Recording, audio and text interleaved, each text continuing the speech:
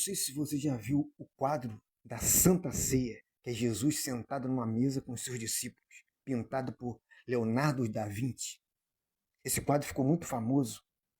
Leonardo da Vinci só pintava olhando para aquilo que ele está pintando. Por exemplo, se ele fosse pintar uma pessoa, um rosto, ele tinha que estar olhando para aquele rosto.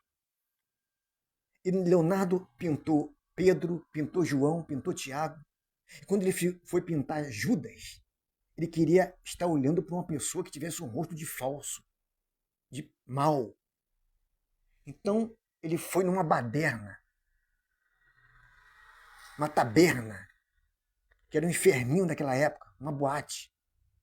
E quando ele chegou ali, ele viu um homem que tinha um rosto de mal, falso. E ele chegou para esse homem e falou assim: aqui, eu sou pintor, será que você podia ir lá no meu ateliê para me pintar o seu rosto? O homem falou: só se me pagar. Se me pagar, eu vou. E tem que pagar agora. O homem era mal mesmo. Aí Leonardo falou: eu vou te pagar. Eu vou te pagar uma parte agora e quando eu terminar eu pago o resto. Aí o homem combinou e foi. Quando ele está lá pintando o rosto dele, ele perguntou para Leonardo: você está pintando o quê? Aí Leonardo falou: estou pintando o quadro da Santa Ceia, que é Jesus com seus discípulos, participando da ceia. Aí ele perguntou: e eu sou quem nesse quadro? Você é Judas, aquele que traiu Jesus com um beijo por 30 moedas de prata. Quando ele falou que ele estava comparando com Judas, ele ficou nervoso e falou: seu velho, eu vou arrancar tua barba, você está me comparando com Judas? Aí Leonardo falou: não, é só um quadro, eu vou te pagar o dobro. Aí ele foi e permitiu. Aí quando Leonardo terminou de pintar o quadro, Leonardo falou para ele: aqui, seu Petri, muito obrigado, pagou ele, e ele foi embora. O nome dele era Petri Bambandello. Ele foi embora. E quando Leonardo foi pintar o rosto de Jesus, Leonardo também queria olhar para uma pessoa que tivesse um rosto de uma pessoa boa, uma pessoa que tivesse um rosto de anjo, uma pessoa tranquila, uma pessoa que transmitisse paz. Então ele foi aonde? Numa igreja evangélica. E quando ele chegou naquela igreja evangélica, quando ele olhou para o homem, ele viu o seu rosto como o rosto de um anjo. O homem tinha um rosto de uma pessoa boa. Aí ele falou para ele: aqui, eu sou pintor, estou pintando o quadro da Santa Ceia, que é Jesus com os seus discípulos.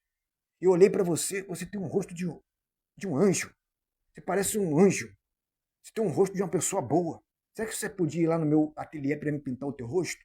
Aí o homem falou: só se for agora. O homem era bom mesmo. Só se for agora, vamos lá agora. Aí Leonardo falou: não, vai demorar. Eu vou te pagar. Aí o homem: não precisa me pagar não, Leonardo. Aí o homem falou: não, vai demorar um pouco. Eu vou te pagar. Ele falou: você não precisa me pagar não, Leonardo. Na verdade, você já me pagou. Aí Leonardo falou: como que eu te paguei se eu não te conheço? Ele falou: você me conhece sim. Eu sou o Petri Brambandello, aquele que você pintou o rosto de Judas. Quando você falou que está me comparando com Judas, eu fui procurar na Bíblia quem era Judas e vi que Judas era um falso, um traidor. Vendeu Jesus por 30 moedas de prata. Aí eu fui procurar também quem era Jesus e descobri que Jesus morreu por mim, para me salvar. Eu recebi Jesus como meu único salvador e hoje eu faço parte dessa igreja. Jesus transformou a minha vida.